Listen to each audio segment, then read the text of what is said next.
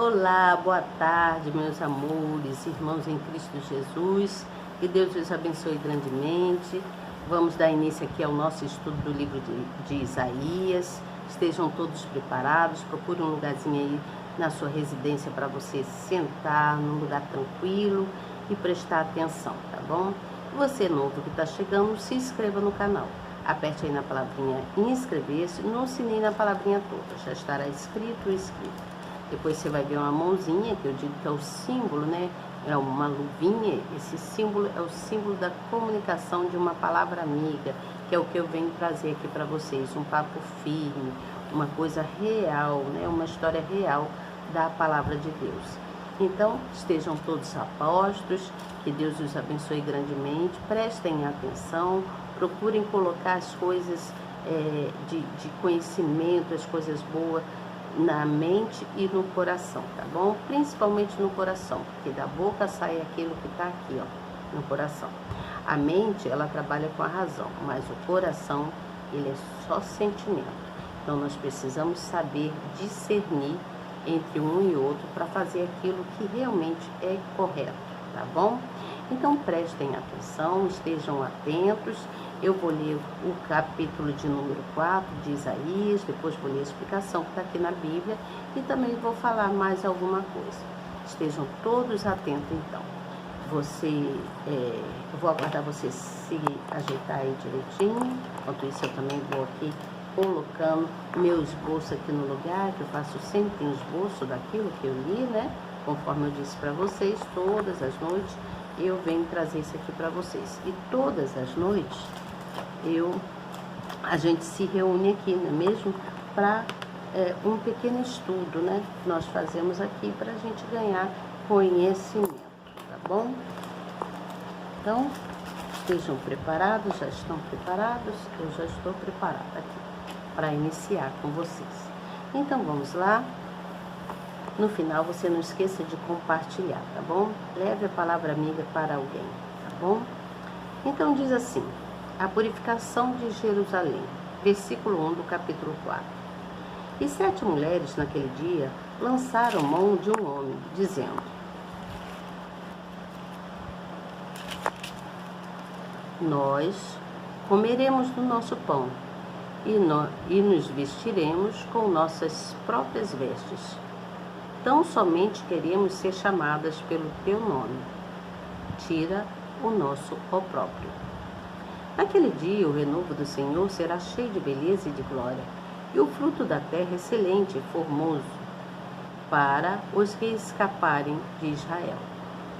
E será que aquele que for deixado em Sião e ficar em Jerusalém será chamado santo, todo aquele que estiver inscrito entre os viventes em Jerusalém. Quando o Senhor lavar as imundícias das filhas de Sião e limpar o sangue de Jerusalém do meio delas, com um espírito de justiça e com um espírito de ardor. E criará o Senhor sobre todo lugar do monte de Sião, e sobre as suas assembleias uma nuvem de dia e uma fumaça, e um resplendor de fogo flamejante de noite, porque sobre toda a glória haverá proteção. Isso aqui é muito importante. E haverá um tabernáculo para a sombra contra o calor do dia, e para refúgio e esconderijo contra a tempestade e a chuva. Então prestemos atenção aqui. É bem pequeno, né, esse capítulo, mas é de grande importância também. Está falando sobre a glória do Senhor. Haverá proteção sobre a glória do Senhor, nosso Deus. Então vamos entender aqui que nesse capítulo de número 4, no versículo 1, ele está se referindo às mulheres e também aos homens, não só às mulheres, mas de um modo geral ao homem também, homens e mulheres, né? Então essas palavras de Isaías ilustram que um grande número de homens morreria na invasão estrangeira. Haveria uma invasão dos estrangeiros e um grande número de homens morreriam. Então, diante dessa drástica redução, né, de números de homens, comeremos. Aí diz assim, diante dessa. Peraí, me perdi. Da redução do número de homens, comeremos do nosso pão e nos vestiremos com nossas próprias vestes. Tão somente queremos ser chamadas pelo seu nome. Tira o nosso opróbrio. Opróbrio. Naquele dia, o renovo do Senhor será cheio de beleza e de glória. E o fruto da terra é excelente e formoso para os que escaparem de Israel. E será aquele que for deixado em Sião e ficar em Jerusalém será chamado santo, todo aquele que estiver inscrito entre os viventes em Jerusalém. Quando o Senhor lavar a imundícia das filhas de Sião e limpar o sangue de Jerusalém do meio dela, com o espírito de justiça e com o espírito de ardor. E criará o Senhor sobre todo o lugar do monte de Sião e sobre as suas assembleias uma nuvem de dia e uma fumaça e um resplendor de fogo flamejante da noite, porque sobre toda a glória haverá proteção. Então, haverá uma grande morte de um grande número de homens e as mulheres morreriam. Mas muitas mulheres, elas sairiam da posição de pretendentes e cortejadas para assumir a condição de importunadoras, né, e oferecidas. Você entende? Essa profecia também diz respeito aos dias atuais e ao porvir. Embora muitas mulheres sejam independentes, bem-sucedidas profissionalmente, sustentam-se sozinhas e até mesmo sejam chefes de lar, falta-lhes ainda a felicidade da vida amorosa. Até porque tem sido difícil encontrar o homem que assuma as próprias responsabilidades. Você entende? Quando um é chamado, há mulheres que praticamente imploram para terem o direito de serem chamadas pelo seu nome, ou seja, para que tenha um compromisso assumido por ele. Essa profecia, no entanto, não se aplica às mulheres que são fiéis ao Senhor e o buscam. Você entende aqui o que está dizendo? Muitas mulheres eram muito sedutoras e elas não eram fiéis ao Senhor nosso Deus. E aí então começa a se tratar de um renovo, o renovo do Senhor, que é um título dado ao Messias, né, ao Deus, ao nosso Deus. Depois que Israel fosse lavado dos seus pecados e regressasse do cativeiro, haveria a maior manifestação divina entre os homens. Você está prestando atenção? Ou seja, a terra prometida daria o seu extraordinário fruto. O Senhor Jesus, o glorioso e belo ramo que era o Senhor, que brotaria da raiz de Davi, que é, né, do Senhor. Então essa profecia se cumpriu na primeira vinda do Senhor e em breve seu reino de paz e justiça se estabelecerá com seu retorno, porque haverá um segundo retorno do Senhor, né? Eu já falei sobre isso, onde se chamará milênio, não é mesmo? Mas só poderá fazer parte desse reino quem permanecer comprometido com ele, aquele que for fiel. Com ele, né? Superando todas as adversidades pela fé até o fim da sua vida. Você está entendendo isso aqui? Então, esse capítulo de número 4, ele está se referindo que Deus revelou na época ao profeta Isaías que após o juízo sobre todas as mulheres de Israel, elas iriam passar grande vergonha, muita vergonha, pelos pecados cometidos. por elas serem arrogantes, imprudentes, né? Por serem mulheres que se achavam, como é que eu vou dizer, muito sedutoras, porque eram bonitas, então queriam se exibir e se insinuava para os homens. Então Deus, ele tem preparado um renovo para toda a humanidade, você entende? Gente, esse barulho é de chuva, tá? Vocês estão ouvindo? Um barulho é chuva, está chovendo fortíssimo. Então Deus, ele tem preparado um renovo para a humanidade. Deus, ele vem restaurar todas as coisas que foram perdidas referente à humanidade, você entende? Então, Deus, ele prometeu a restauração para Isaías. Isso, Isaías conta, né, que Deus havia prometido isso a ele. E apesar de todos os golpes enfrentados pela nação por causa do pecado lá do povo, algumas pessoas ainda sobreviveram. Muitas pessoas sobreviveram, mas muitas também morreram devido ao enfrentamento com os estrangeiros. Então Isaías, quando ele falava do povo, ele falava referindo-se às pessoas que sobreviveram às grandes tribulações, às grandes dificuldades que passou naquela época. E que aconteceu, né, antes do retorno da vinda do reino de Deus, do retorno de Jesus, para que fosse estabelecido o reino dele. Então, Isaías afirmava para aquele povo que haveria bênção divina, para que eles acreditassem no reinado milenar, né?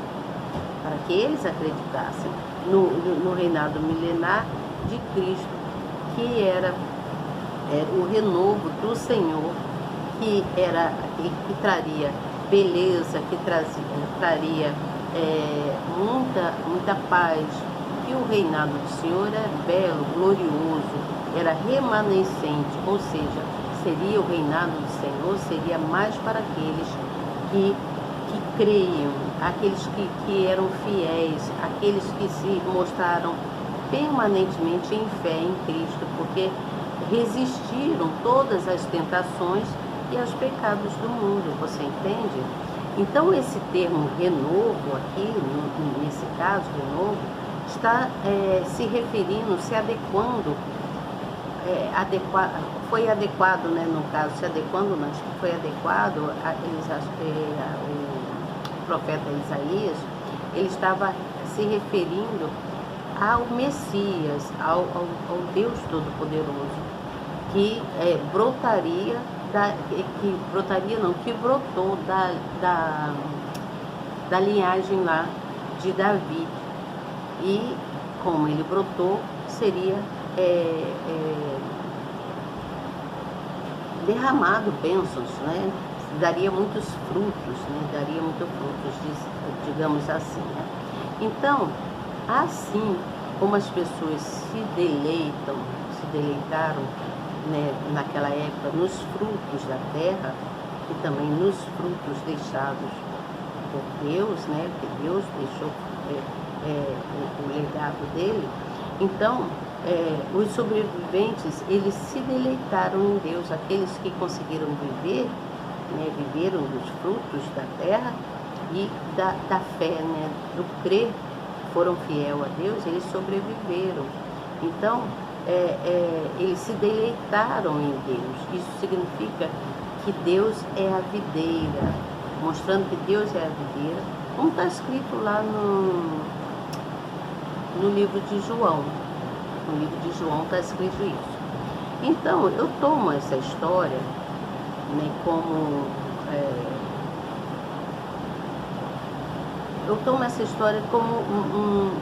um grande ensinamento também, onde Deus julga, ele vem, né, para julgar e semear cada vez mais amor na terra, porque somente Deus, só Ele poderá julgar, só Ele poderá condenar ou absolver o teu povo. O povo que Ele criou, você entende? Somos nós. Então, ele vem para purificar através do julgamento. Através do julgamento dele, ele vai julgar cada um de nós num tempo determinado. Então, eu penso assim, o que o que nós poderíamos fazer para que a gente ficasse livre de muitas vergonhas que nós muitas das vezes passamos? Pensa nisso, o que você poderia fazer? Eu já estive pensando, já tive a resposta, mas eu gostaria que você pensasse nisso, porque Deus, ele quer a nossa renovação, não é mesmo? Então, a resposta seria que a gente se deixe ser ajudado por Deus. Essa é a resposta, é seguir o que ele está falando, é seguir ele, pelo que ele nos guia, né? Deixar que ele nos guie no caminho que devemos seguir. Então, para que ele possa trazer renovação para a gente e restaurar todas as nossas coisas perdidas, né? E assim a gente conseguir, né, paz, conseguir felicidade, conseguir estar mais confiante na palavra de Deus, mais confiante, porque quando nós conseguimos sobreviver às tribulações, às adversidades, né, às dificuldades que vêm, sem se deixar cair no mundo pelas ilusões que o mundo traz, Deus, ele está te vendo, te observando, e ele vai julgar. Por isso que diz que ele vem para julgar, que ele vem para fazer renovação. Então, Deus, ele quer nos ajudar. Por que ele quer nos ajudar? Porque ele é bondoso o tempo todo. Você entende? Ele é bondoso o tempo todo. Esse é o nosso Deus, é o Deus que nós conhecemos, o Deus da bondade, da misericórdia, não é mesmo? Então, procure assim, se deixar ser guiado por Deus, por aquilo que ele quer que você faça. Você entende? Procure se deixar ser guiado. Não deixe que os problemas te guiem, mas deixe que Cristo, nosso Senhor, te guie, para que você consiga superar, passar por cima de todas as dificuldades, de todas as tribulações, de todas as adversidades que acontecem nos nossos dias a dia. É isso que eu consegui entender aqui da palavra do profeta Isaías, que Deus virá. E quando ele vier no segundo retorno dele, que não está tão longe, né? Não está tão longe. Talvez alguns pensem, que nada, isso é conversa. Não, não é conversa. Não está tão longe o retorno do Cristo, nosso Pai. Então nós precisamos nos deixar ser guiados por Ele, sendo obedientes, nos humilhando, nos arrependendo dos nossos erros e pedir a Ele renova-me, Senhor, a cada dia, para que eu não perca a minha fé, para que eu não me enfraqueça na fé, não é mesmo? Porque quando nós pensamos, a palavra mesmo diz, quando nós pensamos que estamos fracos, é aí que Deus nos renova e nos faz fortes. Você entende? Então seja assim, busque o renovo de Deus na palavra dele, tá certo? Então amanhã, só uma coisinha, quando falam assim, um resplendor de fogo flamejante de noite, porque sobre toda a glória haverá proteção. Então Deus, ele é fogo consumidor. Então, com todo o resplendor dele, haverá proteção. Você entende? Então, haverá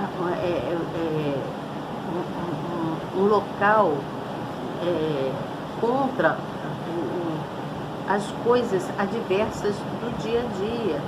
Porque o local que eu quero dizer haverá sobre nós, né? Que Deus cuidará de nós.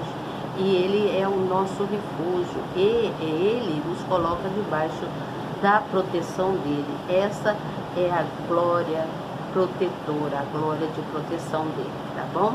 Então, amanhã eu venho retornando com vocês com a parábola da vinha e a sua aplicação. Eu venho falando do capítulo 5, onde o amado, né, ele canta, né? Ele canta, faz cântico para a vinha, para aquele local onde foi feita a plantação, onde ali é tirado o vinho, tá? Ele diz: agora cantarei ao meu amado o cântico do meu querido a respeito da sua vinha. Olha que coisa linda. Então, amanhã nós vamos falar sobre isso, tá bom? Isso é uma metáfora, tá, gente? Isso é uma metáfora do relacionamento de Deus com o povo, com o amado dele, com a vinha, que é o povo, que na época lá era o povo de Israel. Você entende? Isso é só uma metáfora. Então, amanhã nós vamos dar continuidade sobre isso, tá bom? Olha, deixa eu dar uma olhadinha aqui, que está chovendo muito. Vocês estão escutando o barulho? Então, bom, eu vou dar uma olhadinha. Eu acho que eu deixei uma janela lá em cima aberta. Espero que não esteja molhando em nada, mas eu creio que não. Então tá, gente, amanhã eu retorno com vocês para falar então do capítulo de número 5. Estejam presentes, não esqueçam de compartilhar a palavra amiga, tá? Leva a palavra amiga para alguém. Quando o Senhor ele vier nos lavar, tirar toda a imundície do seu povo, haverá proteção sobre toda a terra, um renovo, tá bom? Um grande beijo para vocês e até amanhã, se Deus quiser. E Ele quer. Tchau.